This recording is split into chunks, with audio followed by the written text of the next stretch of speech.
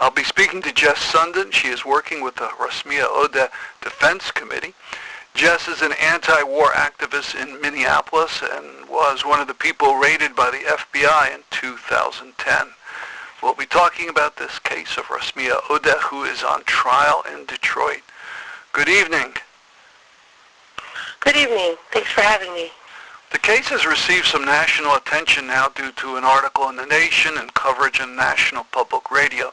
But for those who don't know about it, could you tell us what Rasmea is being charged with? Sure. Rasmea Odeh is on trial in Detroit right now for for immigration fraud in her naturalization process. And when did she apply and get her citizenship in 2004, 10 years ago. 2004. Mm-hmm. And then they're saying that something was, that she lied about something that happened how long ago? 45 years ago. What did they say happened 45 years ago that she neglected to mention? Sorry, I realize I'm giving you my short answers like you're supposed to do at the trial. I'll try to explain a little better. Okay. So 45 years ago, there are documents. Rasmea was arrested by the Israelis as part of a sweep which picked up more than 500 Palestinians living in the West Bank. And after she was arrested, she was tortured. She spent 45 days in an interrogation facility where she was tortured, eventually tortured into giving a forced confession. And based on that confession, she was convicted on several counts, most of them related to, I think, 2 different bombings that were carried out in Israel or against Israel. And the charge today is saying that Rasmea failed to report that arrest, conviction, and imprisonment. And so, again, that was 45 years ago. She came to the U.S. almost 20 years ago and was naturalized 10 years ago now, and the government is going back to these old records to try to build a case against Rasmea today. And not only did she supposedly confess, she served time in an Israeli prison, is that right? Yeah, she spent 10 years in prison, actually. She was eventually released as part of a prisoner exchange and had to leave her home at that time. And for some time after her release, lived in Lebanon and Jordan, but eventually came to the United States to be with her father and brother who lived here. So the trial started this week. What has happened so far? Sure. So it feels like it's been forever, but actually it's only been a few days. The trial began with jury selection, which took a whole day, and then we had the prosecution presenting its case for the next 2 days, or most of the next 2 days. Most of the prosecution witnesses have been immigration functionaries who talk about the forms and the checkboxes and how they should or shouldn't be properly filled out. They also had an agent from the Department of Homeland Security who had interviewed Rasmea when she had, or questioned Rasmea the last time she had entered the country. I don't know where she'd been traveling, but she was interviewed at the airport in Chicago O'Hare, and this agent had secretly recorded that interview. And it was the other witness, the last witness, was a fingerprint expert, sort of establishing that her fingerprints here on the naturalization documents matched those with an arrest document from Israel. Mm-hmm. So the prosecution is, painted a picture that Rasmea was involved in these bombings. The people were killed in these bombings. Oh, so they do mention that, that people were killed. They do. Okay. The judge has restricted them from using the word terrorist, but they managed to paint a picture nonetheless. And at the same time, they've really tried to keep out the story of the context of what was happening in Palestine at the time, what Israel was doing, and the area where Rasmea lived. I should have asked you this before, because Sure. I read maybe last week that there were pre-trial motions, and as I understand it, all the circumstances around the torture of Rasmea are not going to be part of the trial. Is that right? The judge has ordered that probably the most upsetting decision for us that the judge made last week was he decided that an expert who was prepared to testify, not only that Rasmea, that from the torture that Rasmea experienced, that she was diagnosed with post-traumatic stress disorder, and that in fact could have an impact on her state of mind throughout the immigration process that really could have exonerated her of these charges. But the judge decided that, in fact, he wasn't really interested in having a trial that looked at Rasmea's state of mind, and almost that there doesn't need to be a motive for this supposed crime. The legal arguments revolve around the concept of specific or general intent, but fundamentally it boils down to, does the government have to prove that Rasmea, in making these, incorrect entries or not factually correct statements with her immigration process, did she do so with the intention of misleading the government and kind of sneaking her way in the country? And our view was that they absolutely had to prove that, and that, in fact, that wasn't the case. When they decided, when a judge originally ruled on this, he ruled in our favor and said that the government would have to demonstrate some sort of specific, willful violation of the law by Rasmea. Instead, just 1 week before the trial, he reversed his ruling at the request of the prosecution, and that decision meant not only that the torture expert would not be able to testify, but also he has excluded Rasmea there being any evidence or testimony about Rasmea's guilt or innocence in the incident from 45 years ago.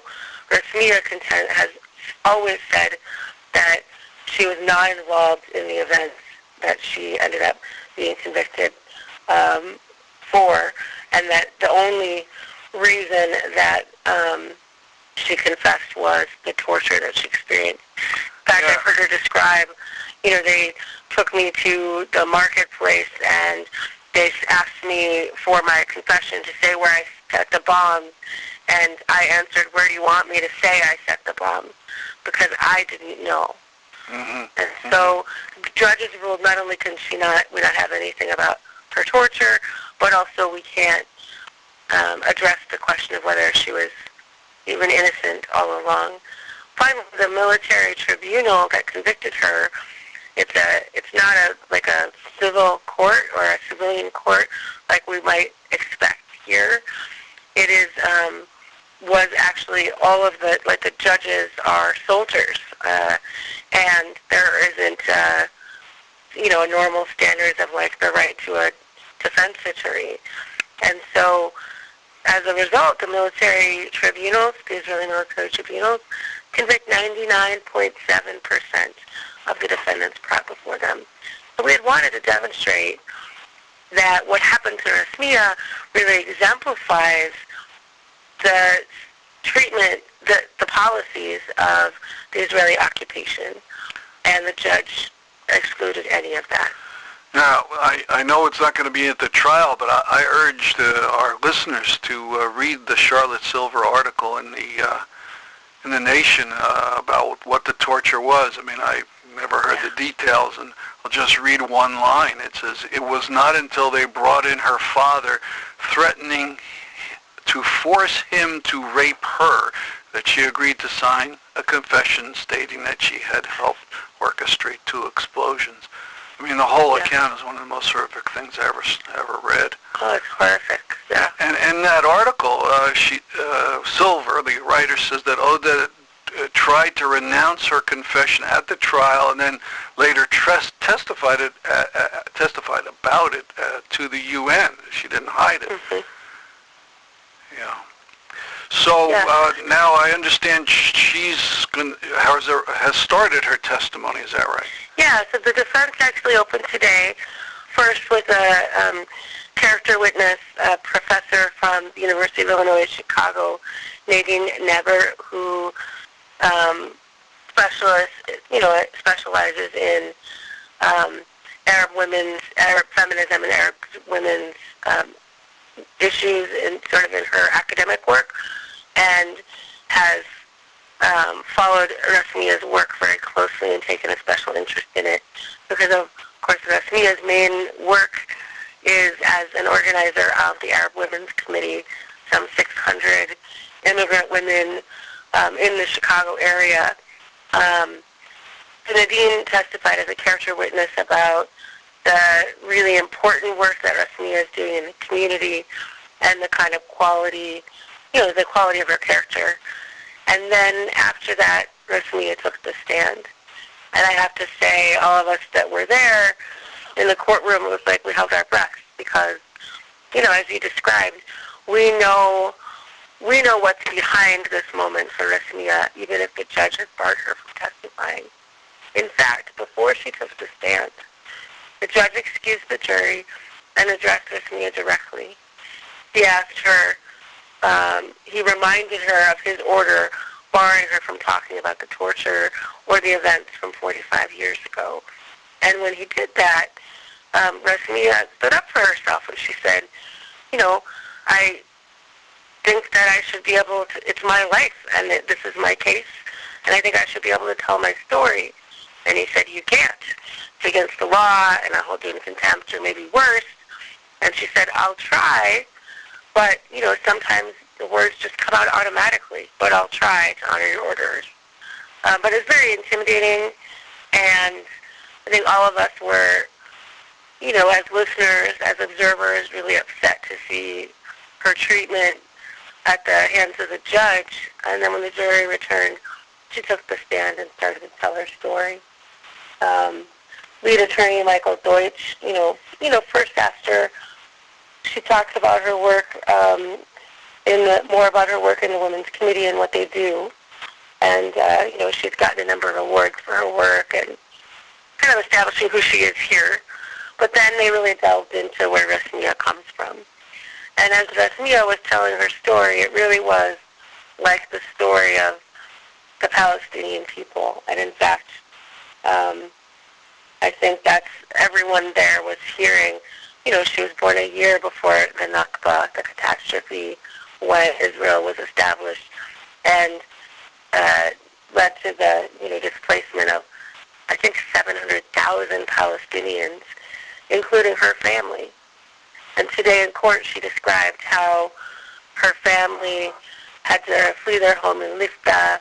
They walked by foot for 48 hours to reach Ramallah, and her large extended family of 19 people ended up living in a tent together for a long time. I mean, and then it goes, fast forward to 1967 and the 1967 war, and it's like everything happened again, that Israel occupied and invaded the whole West Bank. And when Rasmea was arrested, it was it was following that 1967 war. It was part of a sweep. Over 500 other Palestinians were arrested within a week. And Rasmea, along with her father and her sister, were among those. And as we were just talking about, that's what led to her conviction by the military tribunal. Had she been in a political organization? Does she talk about that? Rasmea hasn't testified on that. The government has brought forward Israeli documents that say that one of the charges against her was membership in an illegal organization, but we haven't heard the defense talk about or address that yet, and I don't know if they will. If not, I assume it will come up in cross-examination tomorrow. But So she hasn't finished testifying, I understand. No, in fact, the testimonies that started today shall continue in the morning tomorrow, and then there'll be cross-examination and finally closing argument. So Okay. I do think one thing that's really interesting from today, and maybe your listeners would be interested, as an observer in the courtroom, it was very interesting. When she testified, it's very hard to talk about what happened to her without talking about those experiences. So she, exercised great restraint and didn't say I was tortured, but she said I spent 45 days in an interrogation center, which she did. The prosecutor objected, and the judge sustained that objection. And then she was asked if she was convicted in Israel, and she answered, they convicted me falsely. And the prosecutor objected again. And then her attorney asked if she had a jury trial. The prosecution objected again. Just a constant interruption of her attempt to talk about what happened, even as she, made every effort to honor the the judge's orders. She did manage to say, I thought it was very significant, she and her lawyer were able to make it clear that she was, in fact, a political prisoner.